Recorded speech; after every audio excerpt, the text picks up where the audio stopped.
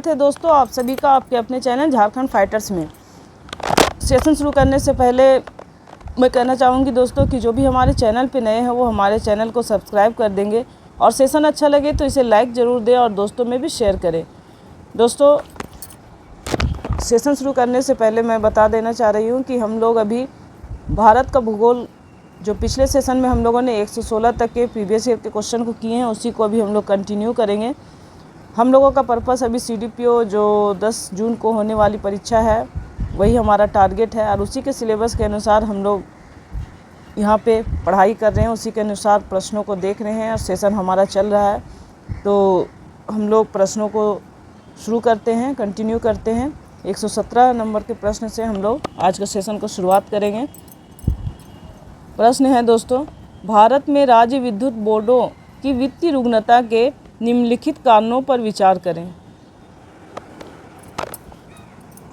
भारत में जो राज्य विद्युत बोर्ड है उसमें वित्तीय के मामले में बहुत कमी है, बहुत परेशानियां हैं, उसी के बारे में कारण के बारे में हम लोगों को विचार करना है। कारण यहाँ दिया हुआ है, कारण को हम लोग को देखते हैं कि कौन कौन सी कमियां हैं उसमें।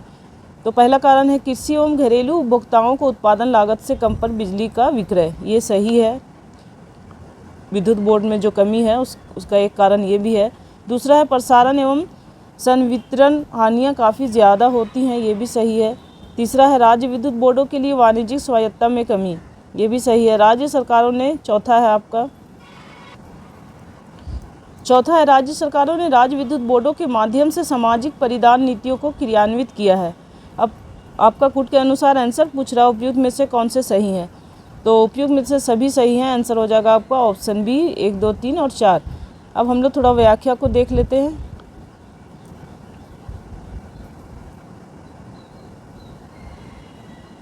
भारत में राज्य विद्युत बोर्डों की कार्यविधि में कई कमजोरियां हैं तथा उन्हें कई कठिनाइयों का सामना करना पड़ता है, जिनमें प्रबंधकीय अकुशलताएं, वित्तीय संसाधनों का अभाव, केंद्रीय बिजली संस्थाओं को भुगतान करने की असमर्थता, व्यापक संचरण व वितरण हानियां आदि सम्मिलित है। इसके अतिरिक्त राज्यों में कृषि क्षेत्र को बहुत कम कीमत पर बिजली उपलब्ध कराते हैं, जिससे आर्थिक सहायता का भार बहुत बढ़ जाता है। 11वीं पंचवर्षीय योजना के अनुसार भारत में संचारण व वितरण हानियां अधिकतर देशों की तुलना में अधिक है। इन हानियों के कई कारण हैं, जैसे बिजली की व्यापक चोरी, कम वोल्टेज पर ऊर्जा की बिक्री, दूर दराज कम आबादी वाले क्षेत्रों में बिजली की व्यवस्था करना तथा वितरण प्रणाली में कम निवेश इत्यादि। नेक्स्ट है टिस्को संयंत्र किसके नज़दीक स्थित है। तो टिस्को संयंत्र जो है वो टाटानगर के नज़दीक स्थित है, आंसर हो जाएगा option D. TISCO Tata iron and steel company limited अब टाटा स्टील भारत की बहु प्रमुख इस्पात कंपनी है। टाटानगर जमशेदपुर स्थित इस कारखाने की स्थापना वर्ष 1907 में की गई थी। नेक्स्ट है बिहार में डालमिया नगर किसके लिए प्रसिद्ध है। तो बिहार में डालमिया नगर सीमेंट के लिए प्रसिद्ध है, आंसर हो जाएगा ऑप्शन बी। नेक्स्ट है निम्नलिखित स्थानों में कहाँ तांबा उद्योग स्थित है। तो तांबा उद्योग खेतड़ी में स्थित है, आंसर हो जाएगा ऑप्शन डी। खेतड़ी राजस्थान के झुंझुनू जिले में स्थित है। यह तांबा उद्योग के लिए प्रसिद्ध है। यहाँ तांबे की खदानें पाई जाती हैं। हिंदुस्तान कॉपर लिमिटेड के अधीन यहाँ कॉपर प्रोजेक्ट चलाया जा रहा है, जबकि तारापुर परमाणु ऊर्जा केंद्र, टीटागढ़ कागज उद्योग तथा रांची इंजीनियरिंग उद्योग के लिए प्रसिद्ध है। नेक्स्ट है राजस्थान राज्य का खेतड़ी बेल्ट किसके लिए प्रसिद्ध है। तो खेतड़ी बेल्ट तांबा खनन के लिए प्रसिद्ध है, आंसर हो जाएगा ऑप्शन ए। राजस्थान राज्य का खेतड़ी बेल्ट तांबा उत्पादन के लिए प्रसिद्ध है। यह राजस्थान राज्य के झुंझुनू जिले में स्थित है। भारत में तांबा धारवाड़ शिलाओं के रंध्रों में पाया जाता है। इंडियन मिनरल्स ईयरबुक 2021 के अनुसार भारत में शीर्ष ताम्र अयस्क का भंडार क्रमशः राजस्थान, झारखंड एवं मध्य प्रदेश राज्य में स्थित है। झारखंड में भी तांबा का बहुत बड़ा भंडार है दोस्तों। नेक्स्ट है स्वर्णिम चतुर्भुज क्या है। तो स्वर्णिम चतुर्भुज है राष्ट्रीय राजमार्ग परियोजना, आंसर हो जाएगा ऑप्शन सी। स्वर्णिम चतुर्भुज गोल्डन क्वाड्रिलेटरल एक राष्ट्रीय राजमार्ग परियोजना है जिसकी शुरुआत वर्ष 2001 में हुई थी। इसके माध्यम से देश के 4 प्रमुख महानगरों दिल्ली, मुंबई, चेन्नई, कोलकाता को सड़क मार्ग द्वारा जोड़ना था। नेक्स्ट है अन्नामलाई इलायची की पहाड़ी और पालनी की पहाड़ी मिलती है अनाईमुडी, कलसुबाई में, डोडाबेट्टा में, पुष्पगिरी में। तो आंसर हो जाएगा अनाईमुडी, ऑप्शन ए। ये प्रश्न देखिए दोस्तों, CDPO की परीक्षा 2005 में पूछी गई है। ये इम्पोर्टेंट प्रश्न है। ये टॉपिक आपका इम्पोर्टेंट है। आपको साउथ की जितनी भी पहाड़ियाँ हैं, दर्रे हैं, वो सारे पढ़ लेने हैं। अनाईमुडी भारत के पश्चिम घाट की एक पर्वतमाला है। यह केरल के एर्नाकुलम जिले और इडुक्की जिला में स्थित है। यहीं पर अन्नामलाई इलायची की पहाड़ी है और पालनी की पहाड़ी मिलती है। नेक्स्ट है, भारत में शक्तिशाली एल नीनो कारण है। इसका आंसर हो जाएगा दोस्तों ऑप्शन बी, अति वर्षा का। ये क्वेश्चन भी आपका CDPO की परीक्षा 2005 में पूछी गई है, इम्पोर्टेंट क्वेश्चन है। व्याख्या देखते हैं। एल नीनो भूमध्य रेखा के पास पूर्वी प्रशांत क्षेत्र में गर्म पानी के जमाव के कारण होता है और गर्म पानी की सतह से गर्म होने के परिणाम स्वरूप नम हवा के ऊपर उठने पर तूफान बन सकते हैं, जिसके कारण अति वर्षा होती है। नेक्स्ट है, विरहत हिमालय अर्थात हिमाद्री के पूर्वी छोर पर है नामचा बरवा। आंसर हो जाएगा ऑप्शन डी। मैं कहना चाह रही हूँ कि जितने भी हिमालय से या भौगोलिक संरचना से संदर्भित प्रश्न बनते हैं वो आप लोगों को एटलस से पढ़ना है। एटलस रख के अगर आप पढ़ेंगे तो बहुत आसानी से आपके सारे क्वेश्चन कवर हो जाएंगे और याद भी ज़्यादा रहेगा। तो ये क्वेश्चन आपको मेरे अनुसार एटलस से पढ़ना ज़्यादा अच्छा रहेगा। तो यहाँ पे देखिए, ये प्रश्न भी CDPO की परीक्षा 2005 में पूछा गया है। ये भी इम्पोर्टेंट टॉपिक आपका बनता है, यहाँ से प्रश्न आने की संभावना, इसलिए हम लोग इसके व्याख्या को देखेंगे। नामचा बरवा दक्षिण पूर्वी तिब्बत में हिमालय पर्वतमाला का एक पर्वत है। यह पर्वत हिमालय के सबसे पूर्वी छोर पर स्थित है और यह विश्व का 28वां सबसे लंबा पर्वत है। यहाँ से प्रश्न आने की संभावना है कि नामचा बरवा विश्व में कौन से स्थान पे है, तो 28वां लंबा पर्वत है। नेक्स्ट है, सुंदरबन क्षेत्र में है। सुंदरबन किस क्षेत्र में है, तो आंसर हो जाएगा सघन मैंग्रोवा वन। तो ये भी प्रश्न देखिए आपके आए हैं, CDPO की परीक्षा में पूछा गया प्रश्न है 2005 में। ये प्रश्न पूछा गया है, इम्पोर्टेंट टॉपिक है आपके लिए। सुंदरबन भारत तथा बांग्लादेश में स्थित विश्व का सबसे बड़ा नदी डेल्टा है। भारत और बांग्लादेश में फैले बंगाल की खाड़ी के मुहाने पर स्थित कई द्वीपों के समूह से सुंदरबन डेल्टा बनता है। यह गंगा, ब्रह्मपुत्र और मेघना नदियों के डेल्टा पर स्थित है। इस क्षेत्र में सघन मैंग्रोव वन पाए जाते हैं। नेक्स्ट है, कांटेदार जंगल नहीं पाए जाते हैं। आंसर हो जाएगा ऑप्शन ए, उपयुक्त में से कोई नहीं। कांटेदार जंगल शुष्क क्षेत्रों में पाए जाते हैं। इस प्रकार के जंगल राजस्थान, पंजाब, हरियाणा, पश्चिमी घाट, दक्कन पठार के शुष्क क्षेत्र में और गुजरात के पूर्वी ढलानों पर पाए जाते हैं। इन जंगलों के कुछ महत्वपूर्ण वृक्ष कैक्टस, खैर, बबूल, ककीर हैं। अतः यह कर्नाटक, आंध्र प्रदेश तथा तमिलनाडु में पाया जाता है। नेक्स्ट है कैगा। कैगा क्या है, तो ये मंगलोर के निकट है। यहाँ न्यूक्लियर विद्युत संयंत्र है। आंसर हो जाएगा ऑप्शन ए। ये प्रश्न भी आपके इम्पोर्टेंट है। ये भी प्रश्न पूछा गया है CDPO की परीक्षा जो 2005 में हुई है। कैगा परमाणु शक्ति संयंत्र भारत के कर्नाटक राज्य के उत्तर कन्नड़ जिले के कैगा ग्राम के समीप काली नदी के किनारे स्थित नाभिकीय संयंत्र है। यह वर्ष 2000 से कार्यरत है। इसका संचालन भारतीय नाभिकीय विद्युत निगम लिमिटेड के द्वारा किया जाता है। यहाँ से प्रश्न बनेंगे कि कैगा का संचालन किनके द्वारा किया जाता है, नाभिकीय विद्युत निगम। ये बहुत ही इम्पोर्टेंट टॉपिक है। ये आपका प्रश्न पूछा गया है 2005 में CDPO की परीक्षा में।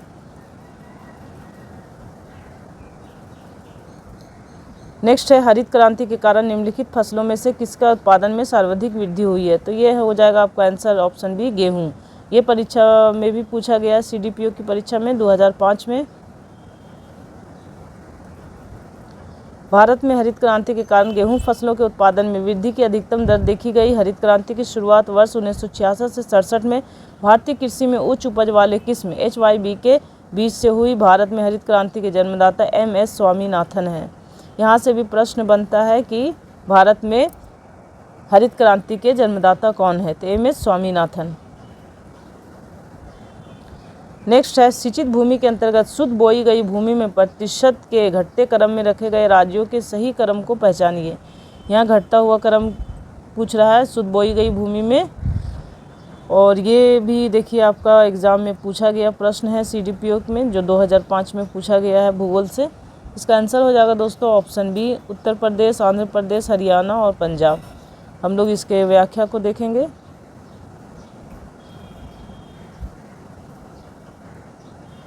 भारत में सर्वाधिक सिंचित क्षेत्रफल वाला राज्य उत्तर प्रदेश है। इसके पश्चात राजस्थान, पंजाब, आंध्र प्रदेश।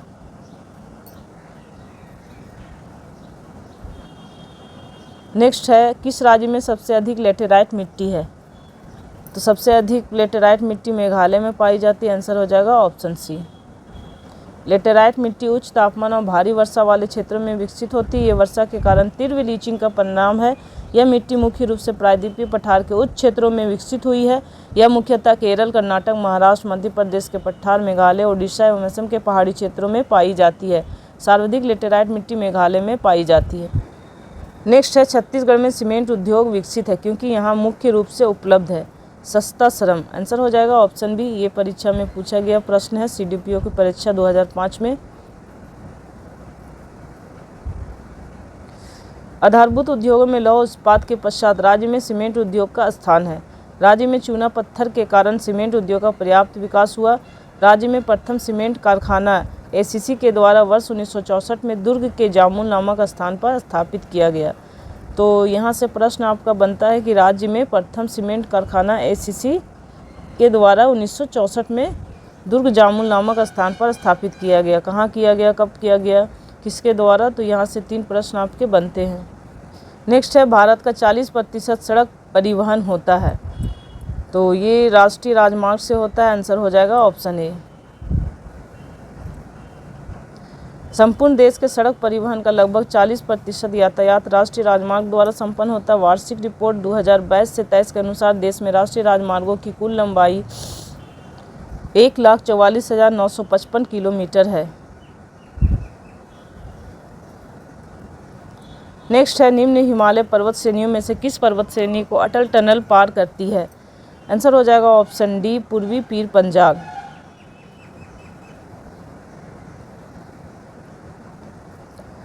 9.02 किलोमीटर लंबी अटल टनल हिमालय के पूर्वी पीर पंजाब श्रृंखला में लेह मनाली हाईवे पर हिमाचल प्रदेश में बनाई गई है।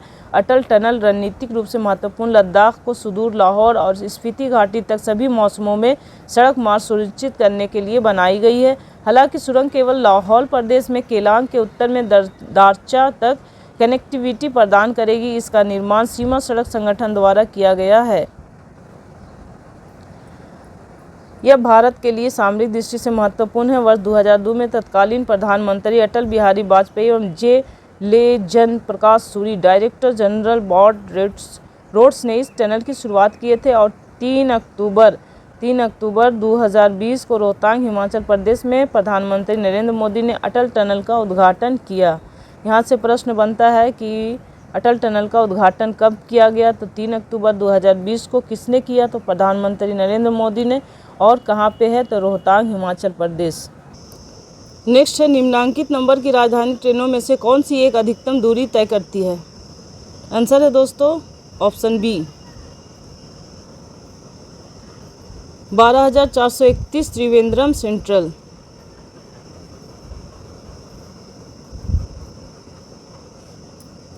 त्रिवेंद्रम राजधानी यात्री ट्रेन 12,431 अधिकतम दूरी 3,149 किलोमीटर तय करती थी। वर्तमान में भारत की सर्वाधिक तीव्र गति से चलने वाली ट्रेन गतिमान एक्सप्रेस है, जबकि वर्तमान में भारत की सबसे अधिक दूरी तय करने वाली ट्रेन विवेक एक्सप्रेस ट्रेन संख्या 15,905 बाई 15,906 है, जो 4,189 किलोमीटर की दूरी डिब्रूगढ़ से कन्याकुमारी तक तय करती है।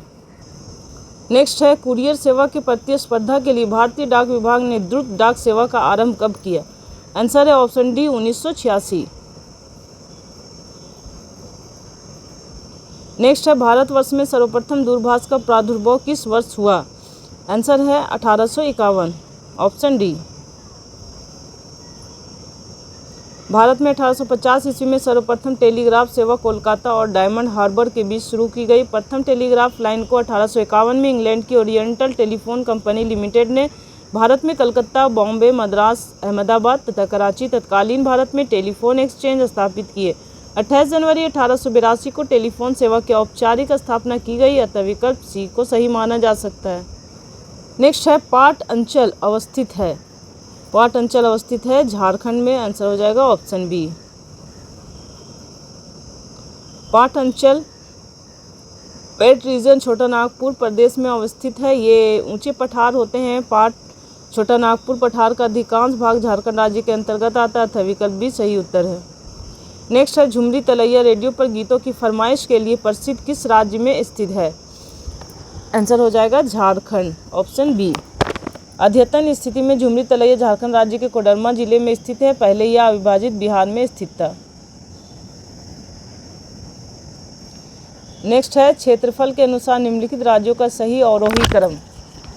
अवरोही क्रम पूछ रहा है आपका, यानी कि घटता हुआ क्रम। तो इसका आंसर हो जाएगा दोस्तों ऑप्शन डी। पहले आपका आ जाएगा मध्य प्रदेश, उसके बाद है आपका उत्तर प्रदेश, फिर है आपका आंध्र प्रदेश, उसके बाद आपका आ जाता है बिहार। व्याख्या में हम लोग देखते हैं। व्याख्या को देख लीजिए। मध्य प्रदेश है, फिर उत्तर, फिर आंध्र, फिर बिहार।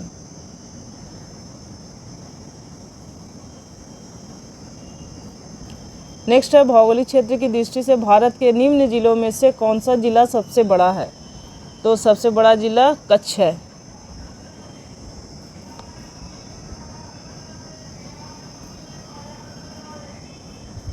यहाँ व्याख्या में देख लीजिए। संबंधित राज्यों की आधिकारिक वेबसाइट के अनुसार जिलों के कुल क्षेत्रफल निम्नलिखित है। यहाँ जिला दिया गया है, यहाँ क्षेत्रफल दिया गया है। लेह जो लद्दाख में है ये है 45,100। कच्छ गुजरात का है 45,674। जैसलमेर राजस्थान का 38,401। बाड़मेर राजस्थान है 28,387। नेक्स्ट है असम कुल मिलाकर कितने राज्यों एवं केंद्र शासित क्षेत्रों से घिरा हुआ है। आंसर हो जाएगा ऑप्शन बी 7।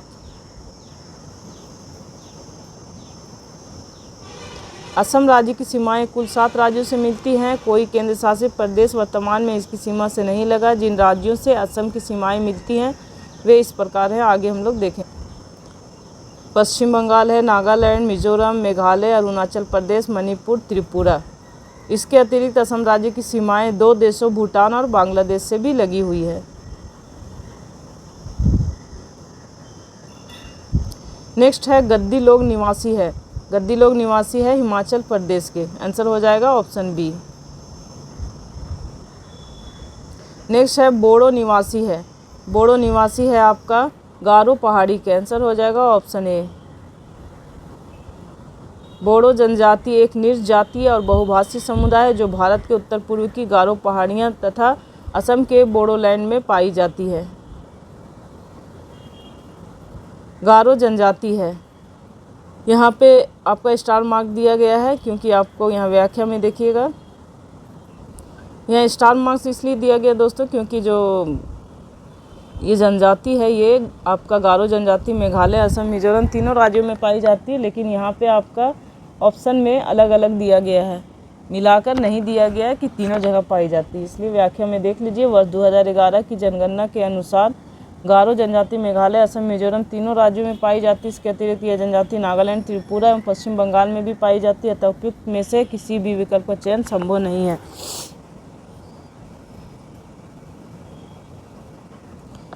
नेक्स्ट है गंगा की जड़ोल मृदा की गहराई भूमि सतह के नीचे लगभग है। आंसर है दोस्तों ऑप्शन ए 6000 मीटर तक। ओल्डहम के अनुसार गंगा के जड़ोल निछोपों की मोटाई जो है 4000 से 6000 मीटर तथा गलेनी के अनुसार 2000 मीटर है। नेक्स्ट है भारत की सबसे बड़ी वाह नदी है। भारत की सबसे बड़ी वाह नदी है गंगा, ऑप्शन सी। आंसर हो जाए। यहाँ आपका दिया गया व्याख्या में उपयुक्त प्रश्न में दी गई भारत की नदियों की वह लंबाइयाँ इस प्रकार है। गंगा नदी का है 2525 किलोमीटर, गोदावरी का 1465 किलोमीटर, नर्मदा का 1312 किलोमीटर, महानदी का 851 किलोमीटर। अतः स्पष्ट है कि भारत की सबसे बड़ी वाह नदी गंगा है।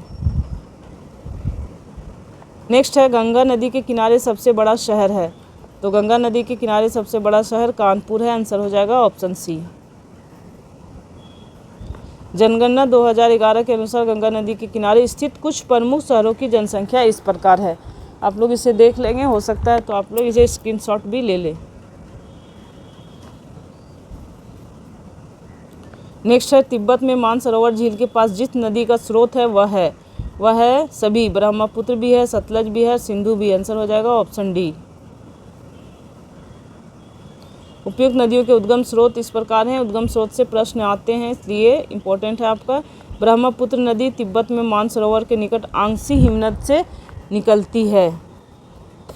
सतलज नदी जो है तिब्बत में मानसरोवर झील के पास राकस ताल से निकलती है। सिंधु नदी मानसरोवर झील के निकट से निकलती है। नेक्स्ट है मानस नदी किस नदी की उपनदी है? ये ब्रह्मपुत्र की उपनदी है। आंसर हो जाएगा ऑप्शन डी। मानस नदी ब्रह्मपुत्र नदी की सहायक नदी है। ब्रह्मपुत्र की अन्य प्रमुख सहायक नदियां जलढाका, तिस्ता, कामेंग, सुबनसिरी, धनसिरी, बूढ़ी, दिहांग, दिबांग और कोपिली है। ब्रह्मपुत्र को तिब्बत में यारलुंग तसांगपो के नाम से, अरुणाचल प्रदेश में दिहांग, असम में ब्रह्मपुत्र और बांग्लादेश में जमुना नाम से जाना जाता है। ब्रह्मपुत्र नदी तिब्बत, चीन, भारत एवं बांग्लादेश से होकर प्रभावित होती है। नेक्स्ट है निम्नलिखित तुलना के आधार पर हिमालय नदी की प्रायद्वीपीय नदी से तुलना करें। एक में अधिकांश हिमालय नदियां बारहमासी हैं, जबकि अधिकांश प्रायद्वीपीय नदियां वर्षा पर निर्भर है। सही है। हिमालय नदी की ढाल प्रायद्वीपीय नदी की तुलना में अधिक खड़ा है, ये भी सही है। आंसर है आपका ऑप्शन ए केवल 1 और 2। अधिकांश हिमालय नदियां बारहमासी हैं जो हिमालय ग्लेशियरों से जल प्राप्त करती हैं, जबकि अधिकांश प्रायद्वीपीय नदियां वर्षा पर निर्भर हैं। हिमालयी नदियों की ढाल प्रायद्वीपीय नदी की तुलना में अधिक खड़ा है। हिमालयी नदियां युवा नदी का उदाहरण है तथा वे प्रायद्वीपीय नदी की तुलना में अधिक क्षरण का कारण बनती हैं। नेक्स्ट है कौन सी नदी भ्रंश द्रोणी फॉल्ट ट्रो से होकर बहती है? इसका आंसर हो जाएगा नर्मदा। नर्मदा नदी विंध्य एवं सतपुड़ा के मध्य भ्रंश घाटी से होकर बहती है। नेक्स्ट है पश्चिम की ओर वेस्टवर्ड प्रवाहित होने वाली नदियां हैं। तो पश्चिम की ओर प्रवाहित होने वाली 2 नदियां हैं नर्मदा और ताप्ती। आंसर हो जाएगा ऑप्शन ए 1 एवं 2।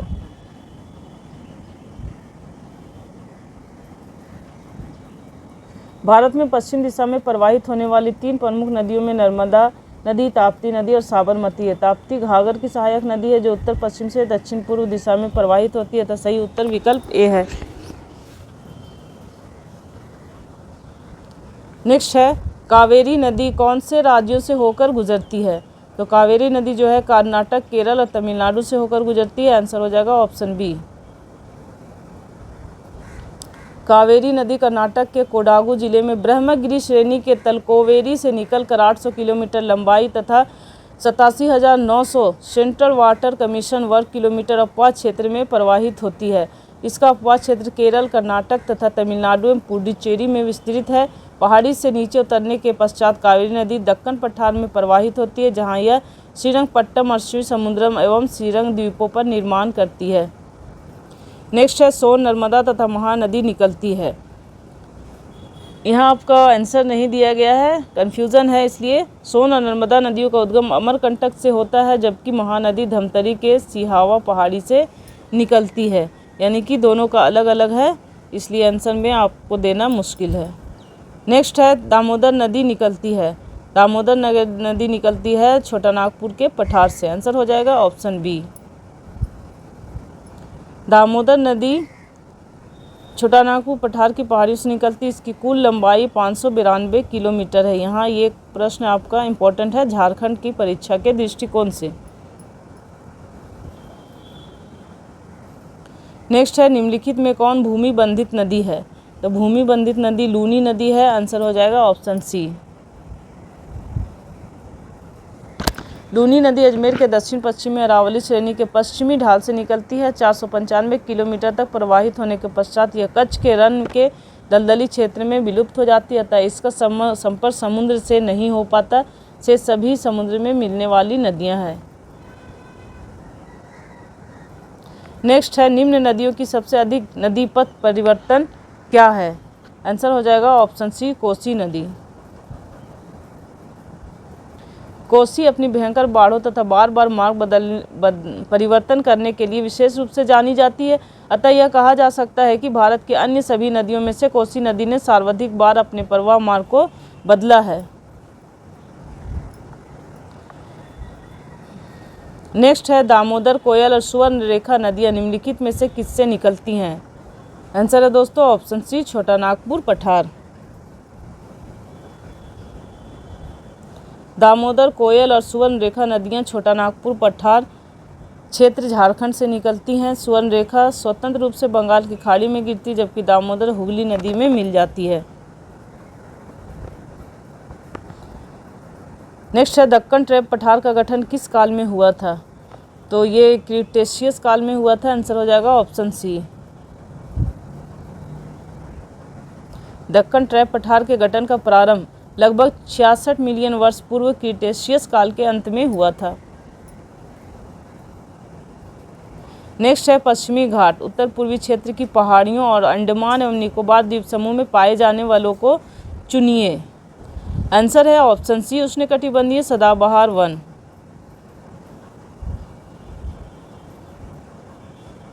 पश्चिमी घाट उत्तर पूर्वी क्षेत्र की पहाड़ियों और अंडमान एवं निकोबार द्वीप समूह में उष्णकटिबंधीय सदाबहार वन पाए जाते हैं। नेक्स्ट है निम्न में से किस राज्य में वन का विस्तार 75% से अधिक नहीं है?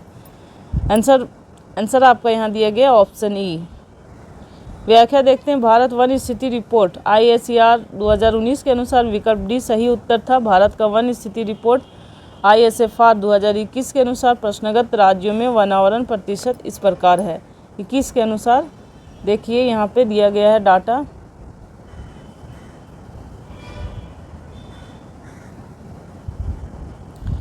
वर्तमान संदर्भ में प्रश्नगत राज्यों में से नागालैंड और मध्य प्रदेश में वन का विस्तार 75% से अधिक नहीं है। दोस्तों आज का सेशन यहीं पे समाप्त करते हैं। फिर मिलेंगे हम लोग नेक्स्ट सेशन में और कंटिन्यू रखेंगे इन प्रश्नों को। और हमारे चैनल पे जो भी व्यूवर्स नए हैं वो हमारे चैनल को सब्सक्राइब कर देंगे। और सेशन अच्छा लगा हो तो लाइक ज़रूर दें और दोस्तों में भी शेयर करें। एग्ज़ाम के लिए ऑल द बेस्ट सभी लोगों को। हम लोग फिर मिलेंगे अगले सेशन में और कंटिन्यू करेंगे इन प्रश्नों को आगे। तब तक के लिए धन्यवाद।